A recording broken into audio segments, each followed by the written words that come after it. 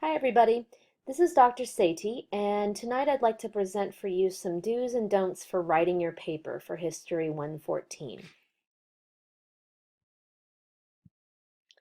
So I'd like to start off with writing your introduction.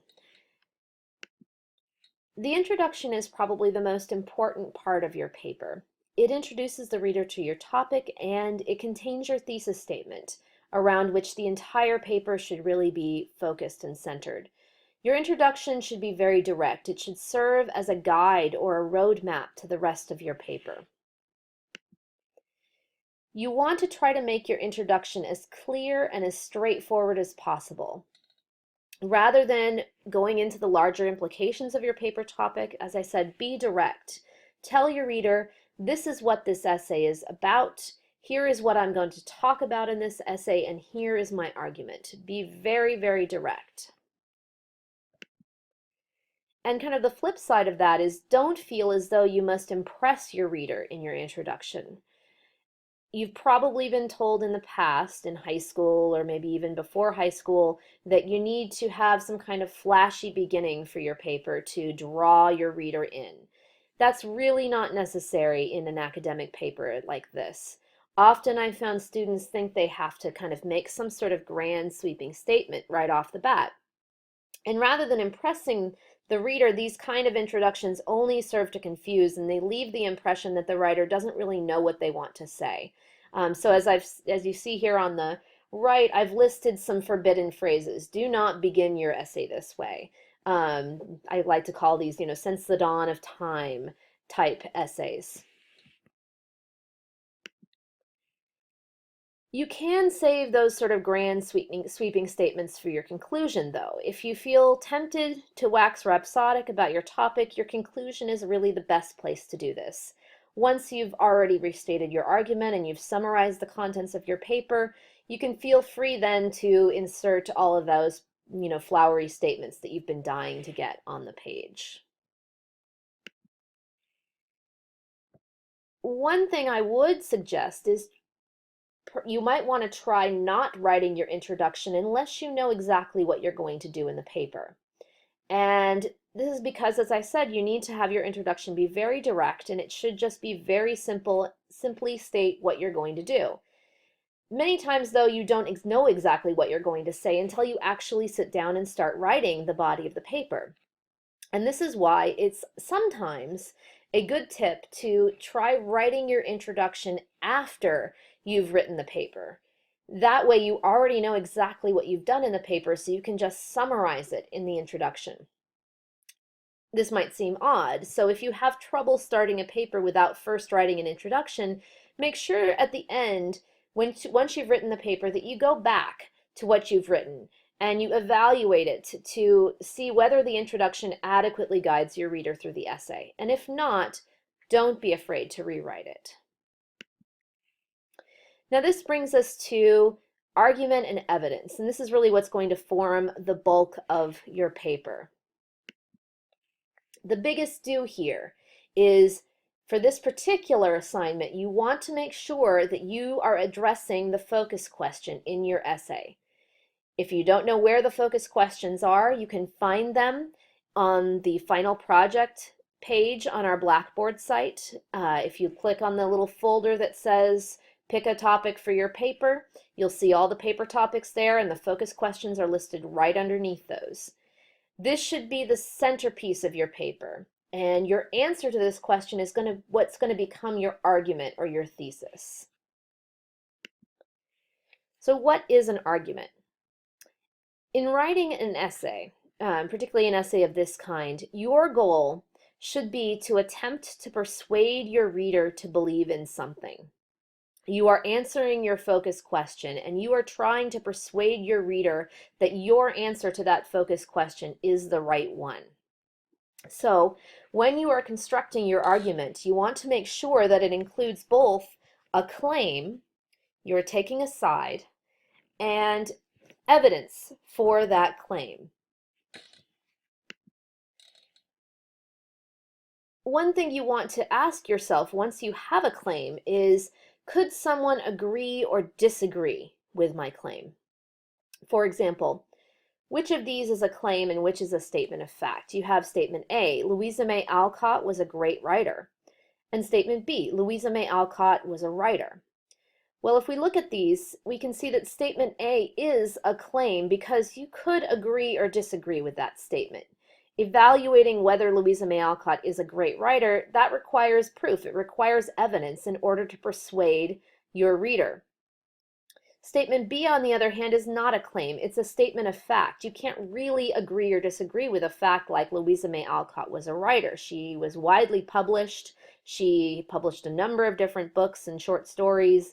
So the fact that she was a writer isn't really something someone can agree or disagree with. So you want to make sure that what you're saying is something that someone could agree or disagree with.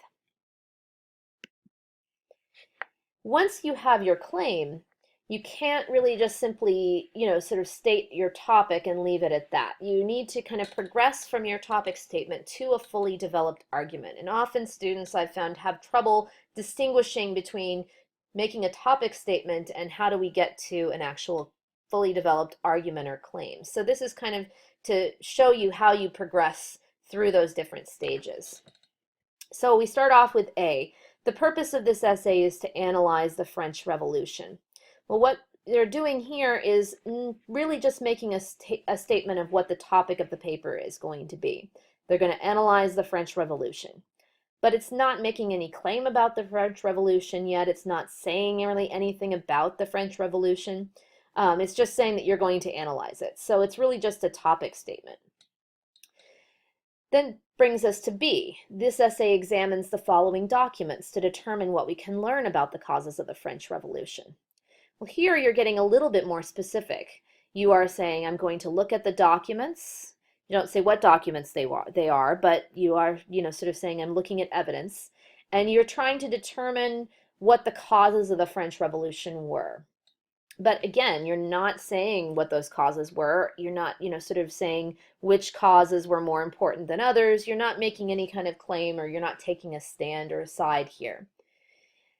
Then you go on to C. The French Revolution had many short-term and long-term causes, as we can see in the following documents. Well, here again, we are getting a little bit more specific. There are short-term and long-term causes. And you are, again, referencing the fact that you're going to look at the evidence presented by the documents. Well, here you're starting to approach a claim, but if you look at it, is this something with which someone could agree or disagree? Not really, because anything in history has short-term and long-term causes. You aren't saying what those causes are. You aren't saying which ones are more important than others. And that's not really, sort of taking a side or taking a stand. So this now brings us finally to D. The French Revolution originated in the economic and political problems that plagued France throughout the 18th century, as evidenced by the grievances expressed in the Declaration of the Rights of Man.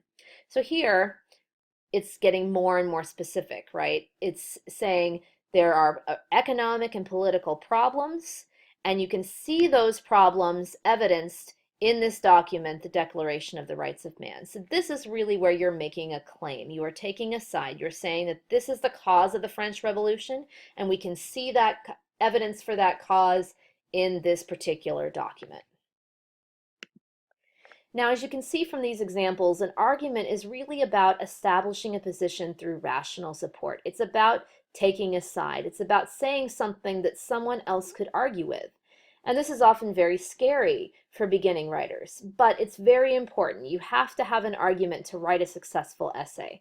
So I would encourage you all to kind of go out on that limb, take a stand, take a side. It's always much better to have an argument that kind of overreaches rather than just kind of a paper that waffles around and doesn't really have any kind of stance or position that's being taken. Once you have your claim, you're not finished. You then need to connect that claim to the evidence that you present in the body of the paper. So it's not sufficient just to simply present your argument at the beginning of the paper and then refer to it back to it at the end, and then there's nothing in the middle of the paper that goes back to that argument at all. You have to make sure to connect the evidence, which is what you'll be presenting in the body, to the claim. So I often tell students to imagine themselves as a lawyer arguing a case before a jury. What a good lawyer does is connect the claim to the evidence. They say, my client is innocent because he has red hair. The suspect in the case was described as having dark brown hair. Therefore, my client cannot be the guilty party. So here you have a claim, my client is innocent. You have the evidence, he has red hair, and you have the connection between those two things, the explanation. So that's what you really need to be doing in the body of the paper. This brings us to kind of the final aspect of writing your paper, which is mastering the mechanics. And as you can see from this graphic here, it's important. Punctuation, grammar, all of these kind of little things, they are important. And it's, one thing I often like to tell students is that you can have the best ideas in the world, but if you can't present them in a way that other people can understand easily, you're not going to get anywhere. So you need to make sure to, handle the little things too. So these are just some of kind of my pet peeves and things that I've noticed in student papers over the years as I've been a professor. So spelling. Make sure to always run a spell check before submitting your paper, but don't assume that the spell check is going to catch everything. Some words sound alike, but have very different meanings. So you want to read your paper very carefully before you upload it. One thing that I sometimes tell students and that I always do with my own writing is I read it aloud to myself after I've written it. And this really helps to catch all of those little things that you might gloss over if you were just reading it over, just without reading it aloud. In terms of grammar, for this particular paper, we are writing a history paper. It's a history class, so you want to stick to using the past tense for the most part. You want to make sure that you're using the right form of the word. Don't confuse, commonly used words like there, and there. It's with an apostrophe and it's without. The difference between affect and effect. And very often I've seen in student papers, particularly because this is a history class, the past tense of the verb to lead is L-E-D, not L-E-A-D. You also want to, make sure that you're using apostrophes properly. Apostrophes, as the grammar lady says, apostrophes are for possessives, not for plurals. Quotation. You probably will want to include some quotes in your paper. One thing you always have to do, always make sure when you are quoting to have some kind of introduction to the quote or an indication of who is speaking.